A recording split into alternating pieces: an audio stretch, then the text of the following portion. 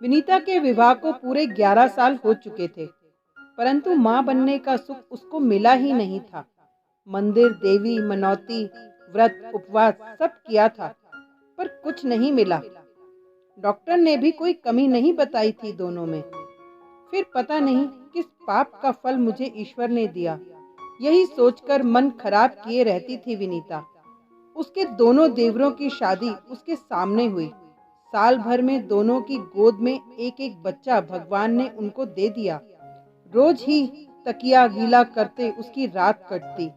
हालांकि पति कुछ कहते नहीं थे, पर जब शाम को बाहर से आते, देवरानियों के बच्चों को लेकर व्यस्त हो जाते, उन्हें गोद में लेकर खिलाने लगते, तब विनीता का मन बहुत ही कचोटता।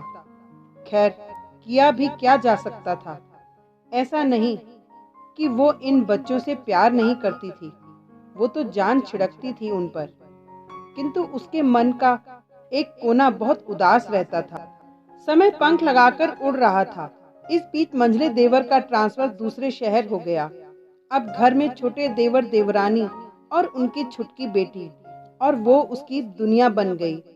अचानक उसे पता चला कि छोटी के पांव फिर से भारी हैं।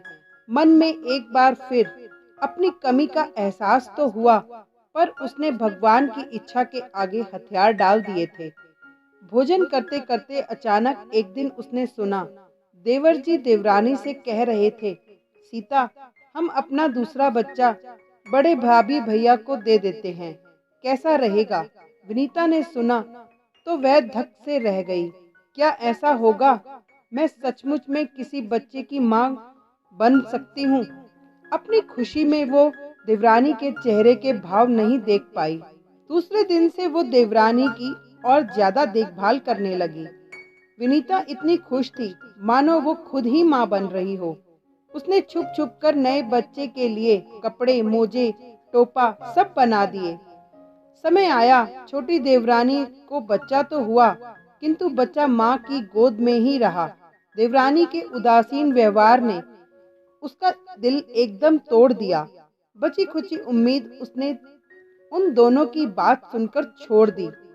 जब देवर अपनी पत्नी को समझा रहे थे कि क्या हुआ अगर हम भाभी को बच्चा दे दें तो, और देवरानी का कहना था कि भाई बच्चा तो घर में ही रहेगा, मेरे पास रहे या उनके, मैं पूरा पूरा अपने बच्चे को किसी को नहीं दे सकती। बस पटाक्षेप हो गया उसके मां बनने के सपने का भी। कुछ दिनों बाद फिर खबर आई कि मंजली देवरानी भी मां बनने वाली है। फोन पर खूब बधाई दी विनीता ने। मन बहुत रोया उसका, पर ईश्वर की इच्छा के आगे भला क्या हो सकता है। एक रात खबर आई, मंजली को बेटा हुआ है। दरअसल मंजली देवरानी को इस बार कुछ कॉम्प्लिकेशन होने के कारण डॉक्टर ने ट्रेवल करने से मना कर दिया था, तो उन लोगों ने वहीं शहर में ही डिलीवरी करवाने का फैसला कर लिया था। रात फोन पर देवर ने कहा, भाभी आप सबको लेकर आ जाइए, अगले हफ्ते फंक्शन रख रहे हैं बच्चे का। मन ही मन रोते रोते उसने यात्रा पूरी की। छोटा देवर, उसके दोनों बच्चे, पति, सास सब थे साथ में, बस वो किसी के साथ नहीं थी। मेरा जीवन तो निरर्थक हो गया भगवान, तुमने मेरी कभी नहीं सुनी। हर गुजरते मंदिर के आगे वो ऐसा बुदबुदाती। शाम तक वो सबके साथ मंझले के घर पर पहुंच चुकी थी।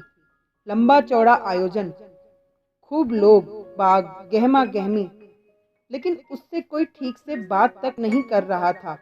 कुछ औरतें कानाफूसी कर रही थीं। पति भी आकर काम में रम गए थे। वो ही निठल्ली सी बैठी थी। तभी एक स्त्री ने कहा, आप विनीता जी हैं? जी हाँ, चलिए आप। कहकर वो औरत विनीता को एक कमरे में ले गई। वहाँ मंजली देवरानी बच्चे के साथ लेटी थी। उल्हाना देते हुए बोली, दीदी कहाँ हो आप? शाम को हमारा गोद भराई का फंक्शन है और आप ऐसे मुंह उतार कर बैठी हो। चलो पहले आप तैयार हो जाओ अच्छे से, फिर बच्चे को संभालो। रुआसी सी विनीता तैयार होने उठी तो साथ आई महिला ने कहा, चलिए आज मैं आपको तैयार कर देती हूँ। विनीता को बाद में पता चला कि वो ब्यूटिशियन थी। हल्का मेकअप, आंखों में काजल, बालों में ढेर सारा गजरा, लाल बनारसी साड़ी। विनीता का सौंदर्य देखते ही बन रहा था, किंतु आंखों में झुंझलाहट भी थी। गोद में बच्चा देवरानी के आया है और ये लोग मुझे इतना क्यों सजा रहे हैं।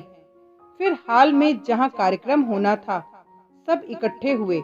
बच्चे को मंजली देवरानी ने एक बार भी उसे हाथ लगाने नहीं दिया था। बस रोने को हुई जा रही थी विनीता। तभी मंजले देवर ने सबको शांत करते हुए कहा, आज का ये आयोजन मेरे बड़े भैया और भाभी के प्रथम पुत्र रत्न की प्राप्ति के उपलक्ष्य में रखा गया है। आप सब श्रीमती विनीता एवं राजेश जी को और नवजात शिशु को अपना आशीर्वाद देकर हमें अनुग्रहित करें। और मंजली ने आकर विनीता को उलाना देते हुए कहा, लो भी दीदी, अब अपने बच्चे को गोद में। कब से लिए लिए फिर रही हूँ, थक गई हूँ भाई मैं। और विनीता के आंखों से आंसू झरझर बहने लगे।